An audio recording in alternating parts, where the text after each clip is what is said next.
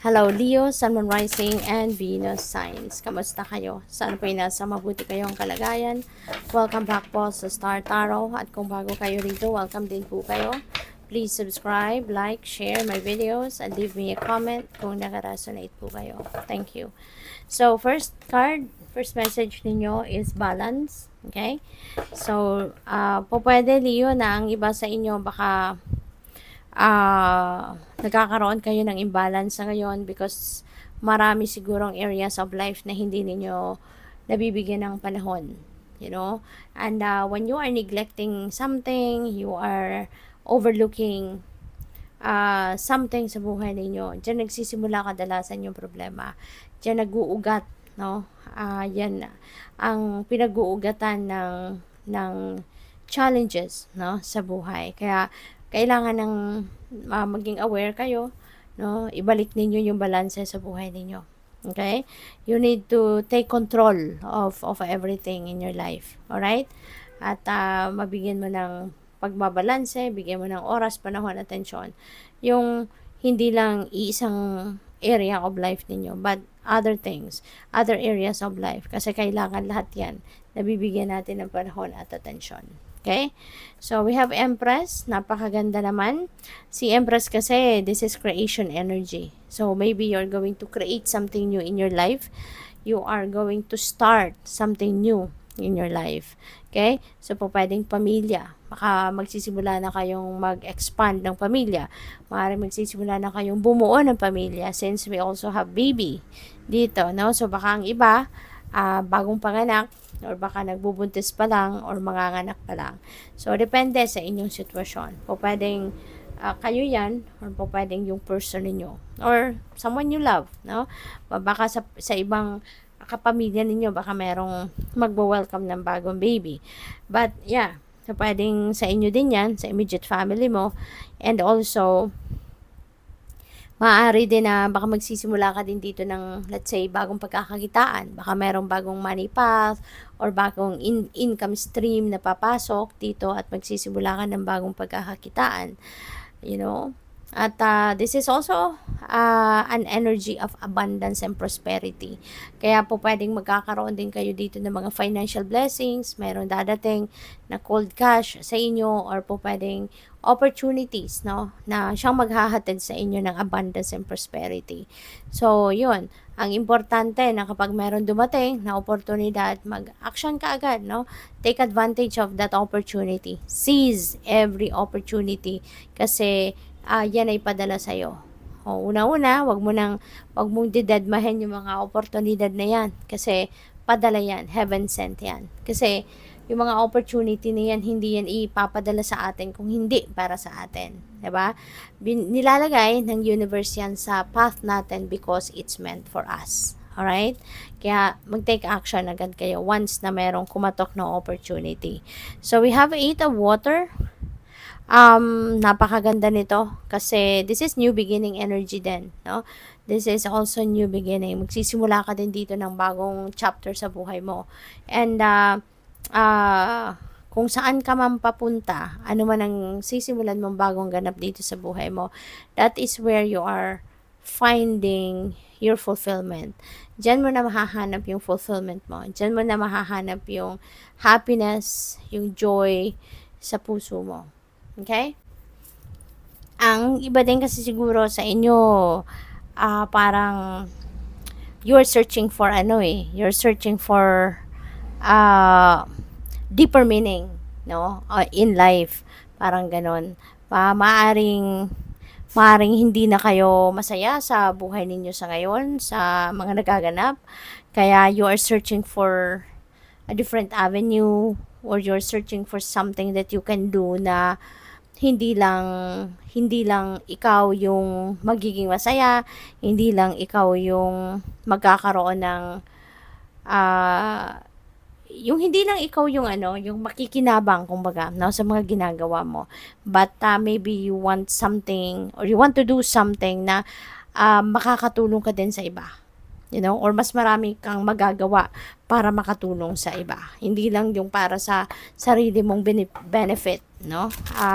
Kundi yung meron kang gawin na makikinabang ka, and at the same time, makakatulong ka din, no, sa ibang tao.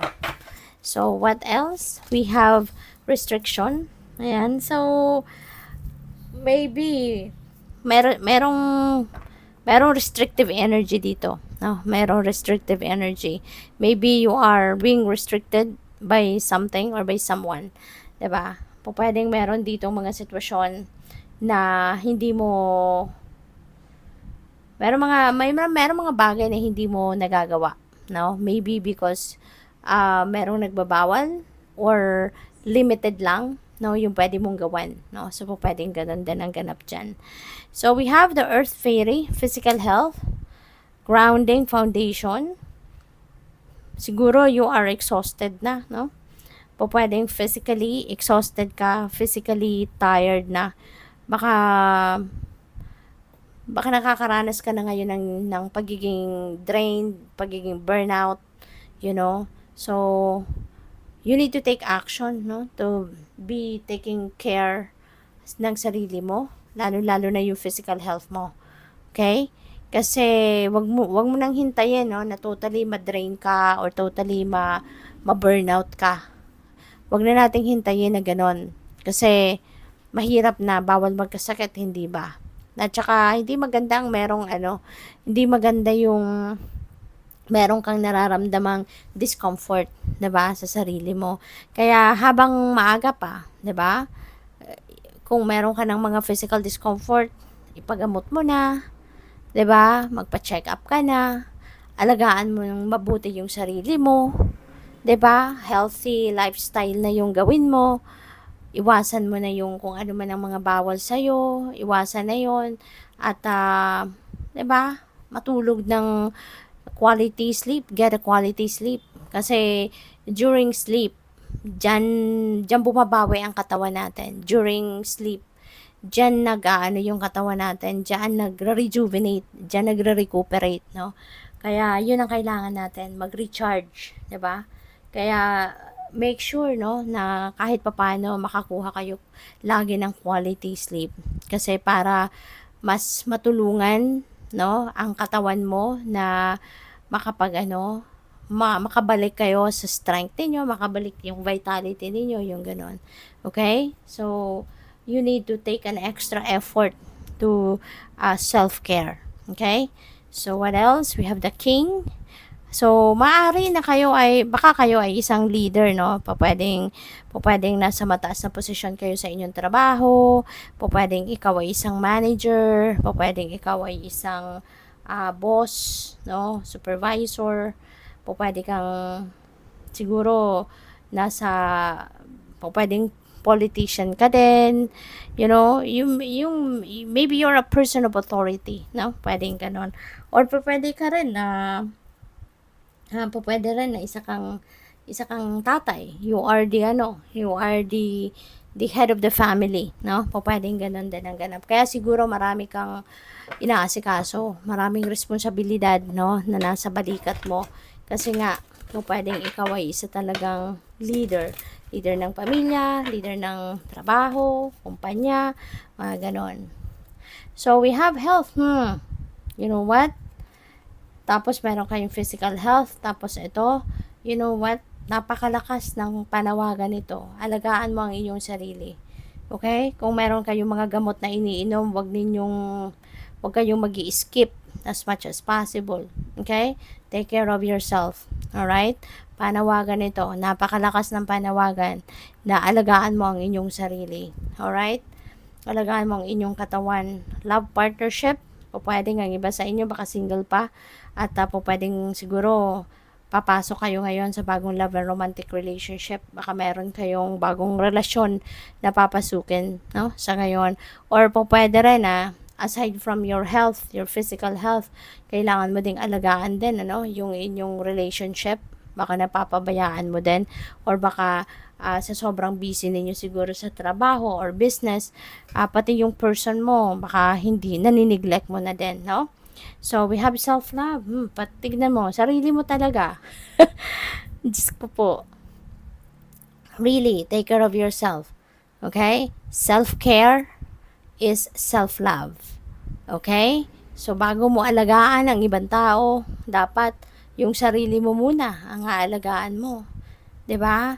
Bago mo, kasi in the first place, kung hindi mo rin inaalagaan ang sarili mo masyado, hindi ka nakakapag self-care, wala kang self-love, 'di ba? So, paano mo din na aalagaan ang ibang tao? 'Di ba? Kaya kailangan unahin mo muna yung sarili mo. Okay? Fill yourself with love and care para marami kang maibibigay din sa iba. Marami ka ding i-share sa iba. So, alam mo, napaka-importante nito. Sana po, no? Sana alagaan mo talaga yung iyong katawan. Kumain ng maayos, kumain sa oras, nutritious food, choose the food and drinks na pinapasok mo sa katawan mo. Tsaka yung lifestyle, no? Yung lifestyle, ayusin mo. Kasi baka hindi rin healthy lifestyle ang pinapractice mo. Pwedeng ganon. So, it's never too late. 'Di ba? You can start changing the routine, no? So, yun.